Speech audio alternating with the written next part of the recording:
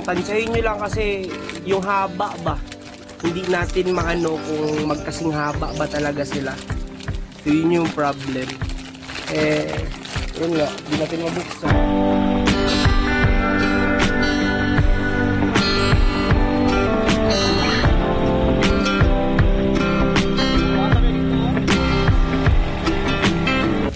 So again, shout out sa X4 Motor Parts, no, dahil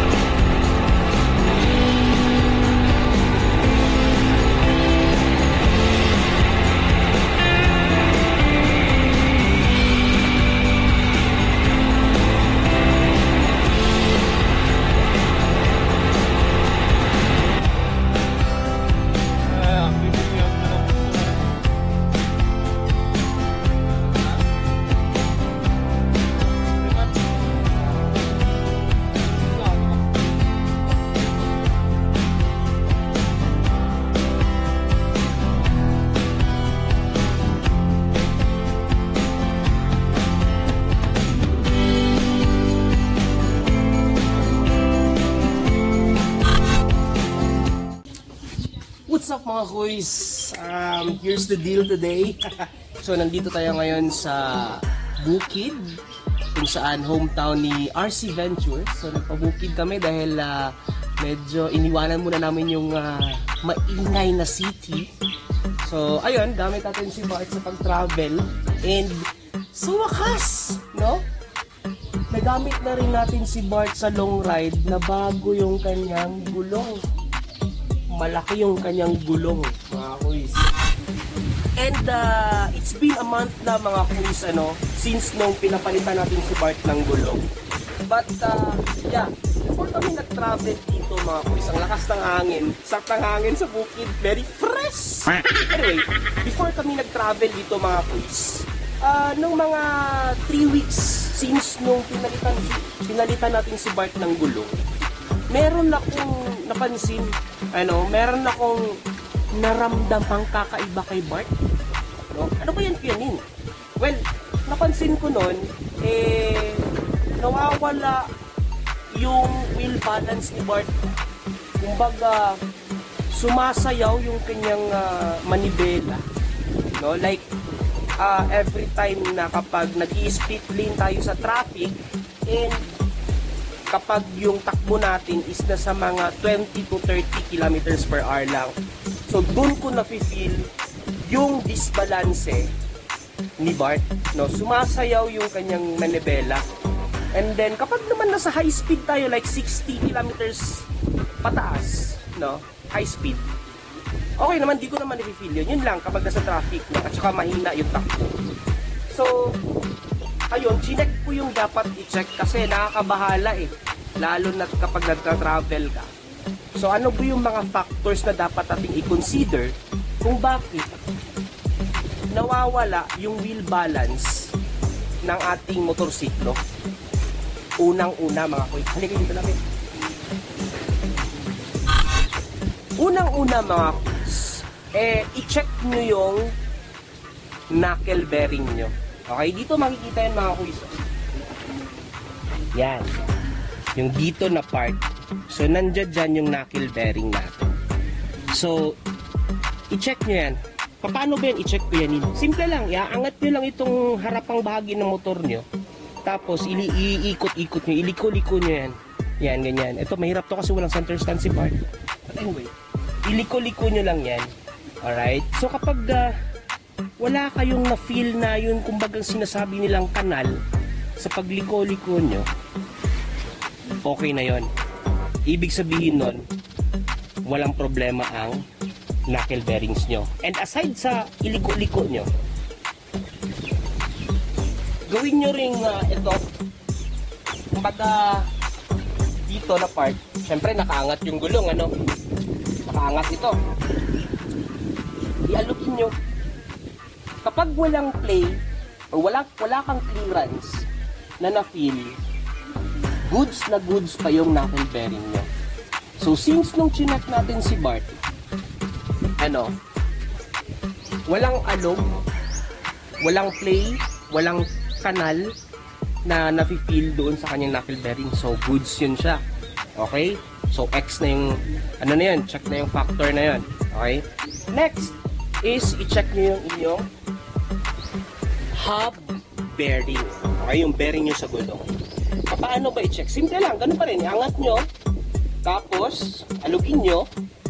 Kapag meron kayong na-feel na clearance, o konting, kumbaga parang galaw na pag ganyan mga kuisa, left and right, ibig sabihin yan, may problema na yung inyong bearing, hub bearing. But since then, nung chinek natin si Bart, is wala namang play. Okay, walang problema. So, meaning to say, goods yung kanyang knuckle bearing, goods din yung kanyang hub bearing. So, ang ginawa natin, kahit chinek ko na yan, pina-check ko pa rin sa mekaniko doon sa Suzuki 3S. Okay? Tawag ko niyan, double tap. Yes. Double tap ang tawag ko dyan. Kumbaga, chinek mo na, pina-check mo pa. Sa madaling salita, sigurista ka. Okay? So, nung pina-check ko ito dun sa mekaniko ng aming Suzuki, ganun din. Sabi niya sa akin, walang problema ang aking knuckle bearing, walang problema ang hub bearing. Alright?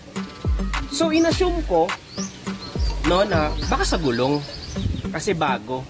Kaya, yun nga, nagtagal ng 3 weeks, no? Kasi inobserbahan ko muna. Kasi, yun nga, ginagamit ko rin as daily use si Bart. But then again, nung nag 3 weeks na, ganun pa rin. So, yun. Ang next kong ginawa is tinawagan ko si Sir Quiz. Okay? So, sinabi ko yung concern ko sa kanya kay Bart.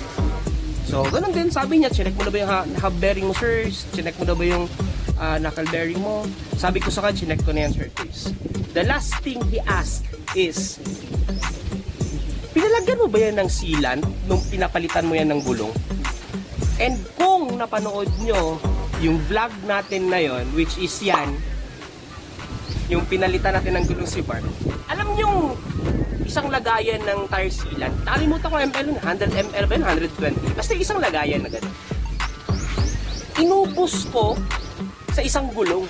So, bali dalawang sealant na 100 ml, correct me if I'm wrong, pinaubos ko sa isang gulong. Which is, hindi dapat pala ganun. Dapat pala hatiin. Okay, kalahati. Pero yun yung ginawa ko. So, ayun nga, me being stupid. So, sabi ni Sir Quiz, might be yun yung factor kung bakit nawawalan tayo ng wheel balance. Okay? Kasi, every time na magro-rotate yung gulong, yung sealant sa loob, syempre, magro-rotate din yan. Anong ginagawa ng sealant sa loob? Obviously, umahampas-hampas yan sa gulong, sa loob. So, it's one of the factor daw kung bakit nawawalan ka ng wheel balance. Alright? So, ang ginawa natin, bago tayo nag-travel dito, pinatanggal natin yung tar sealant. Which is, ayan na nga oh, nung tinanggal, ang dami, punong-puno. So, that's one of the reason pala talaga. So, fast track tayo mga quiz. Here we are. Na-try na natin si Bart sa long ride. Kuya Nin, anong performance? Nawala ba yung disbalance niya? Well, oo. Nawala ang disbalance ni Bart. At kung makikita nyo sa pag-ride natin, di ba? Ang sarap ng bumangking eh. No, dahil malaki yung gulong. And at the same time, balanse na siya. Alright? So, yun yung factor mga quiz, the tar sealant. And as per Sir Quiz din, kasi ang practice kasi nating mga Pinoy, kapag nagpapalit tayo ng gulong, pinapalagyan agad ang tar sealant para iwas agad sa tusok, or if ever man kapag nagta-travel tayo matusok, automatically natatakpan agad. Which is, ang gamit talaga ng tar sealant is nilalagay lang yan kapag napapuncture na yung or na may butas na yung gulong natin. So, since then, wala na yung tar sealant si Bart. So, magaang na siya, and at the same time, okay na yung wheel balance niya. Alright? So, goods na. Kita namin ang video. Sa bangkingan namin na aking partner ni RC Ventures. And, ayun lang. Bumalik na yung wheel balance ni Bart, pero may aberya na naman tayong napansin kay Bart. Oh no! Hirap talaga basta tumatanda na, lumalabas yung mga sakit-sakit, ano? Alright, ano ba yun kaya? Itong RPM niya, RPM cable, ayan. I don't know if RPM cable ba yan. Wala na, putol na yan. Hindi na gumagana yung RPM gauge ni Bart. Dito. Yan. Hindi na yan gumagana. So, ayun nga, kinonsulta ko na naman ulit si Sir Quiz. Well, yan din yung sinabi niya. Putol na yung RPM cable. And, ito yung pinakamalala. Kasi nung somewhere in Marble ko napansin na hindi na gumagana yung RPM niya. Aside from that, napansin ko rin yung clutch ni Bart. Nagahi, ano yung clutch? Uy! Gahi siya yung clutch. Matigas na. Ang tigas na niyang in-neutral kapag nakahinto. Okay? Since nung nag-travel kami ni RC Ventures, papunta dito, okay pa naman yun, goods pa naman yun eh. Somewhere in Marble ko lang talaga na feel. And ayun nga, nung dumating kami sa kanyang bahay, sinet ko. What could be the reason kung bakit matigas na siya yung clutch? And as you can see here mga quiz, kung mapapansin nyo yung kanyang cable, kung mapapansin nyo mga quiz, unti-unti na siyang humihiwalay. So kung kay Sir Quiz pa niyan, may naputol na yung, ano bang tawag nito? Thread ba yan? Basta yung wire ng clutch cable. Ayun. Kaya matigas, hindi na masyado makapit yung clutch niya. Okay, so syempre ako nag-worry since ang Suzuki Thunder is very kumbaga hanapin ba yung kanyang mga pyesa, no? So the usual thing is nag-order ako sa online. Good thing mga quiz, dahil meron akong nakitang parts, clutch cable mismo ni Bart dito sa Sorala. I mean doon sa Sorala. Okay, naghanap kasi kami doon sa Sorala kanina. So good thing mga quiz. Clutch cable Thunder, YSK ang brand. So yeah, good thing talaga may nahanap tayo kasi napakahirap hanapin ng ni Bart ng kanyang parts, lalo na yung clutch cable kasi tinan nyo to, kakaiba kasi yung kanya ganyan yan, ganyan yung kanyang may kung makikita nyo dito yan mga quiz sige dito.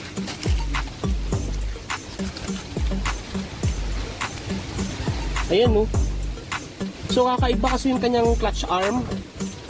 hindi na makakaiba, pero I mean, itong humahawak sa kanyang clutch arm. So, ang hirap hanapin. So, good thing na lang talaga meron doon. So, ayun, buti na lang may hinahanap na rin. So, shout out ka pala doon sa X4 Motorcycle Parts located yan sa mismong poblasyon ng Sorala, malapit sa kanilang palengke. Ang gagawin natin ngayon mga kuys is palitan natin yung kanyang clutch cable. Okay? Mahirap maputulan ng clutch cable sa biyahe, kaya if I were you mga kuys, bago kayo mag long ride, check nyo dapat yung i-check. Okay? Ako naman, check ko naman talaga eh. Hindi ko lang talaga sukat akalain na ahantong nasa ganito. Anyway, so palitan muna natin mga kuys.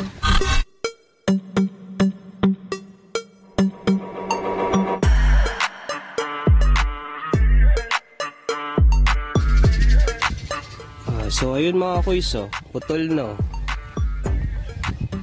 Ayan putol na. Diba? So kapag napansin nyo na biglang tumigas yung clutch nyo in the middle of your ride, ibig sabihin yan, may putol na wire sa cable nyo. So ito yung rason.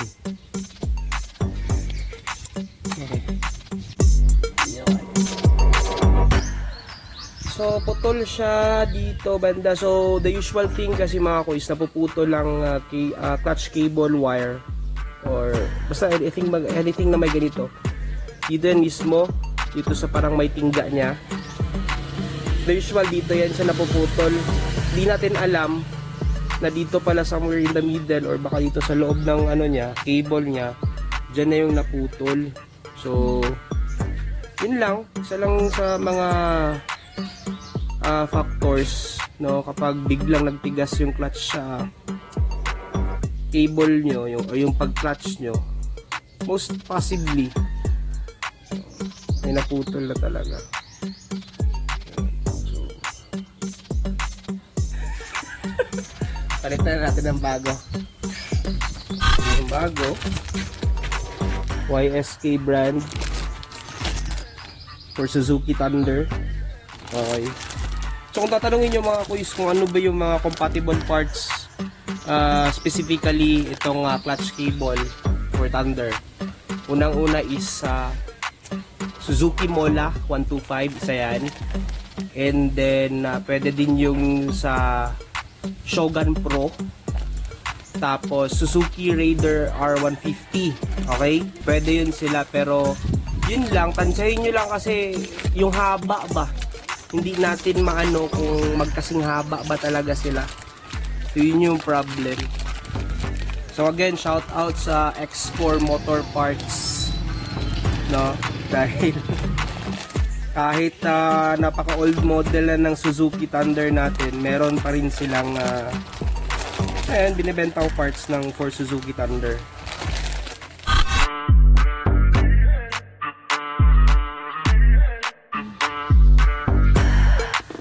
So yun mga kuys, tapos na nating napalitan ng clutch cable sa part. Ngayon, ang huli nating gagawin is atin siyang susubukan kung sakto na ba yung adjustment na ginawa natin sa kanyang clutch.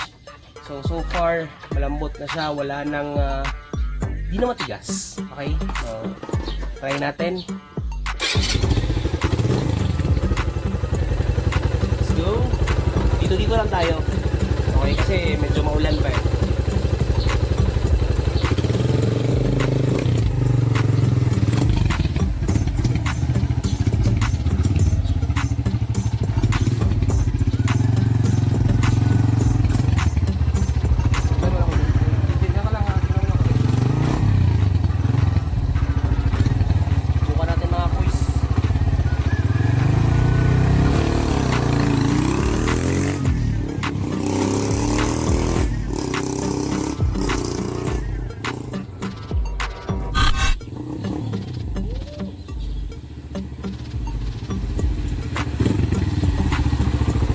So far mga kuys, sa ating adjustment is okay naman. Ewan ko lang kung pagbalik natin ng Davao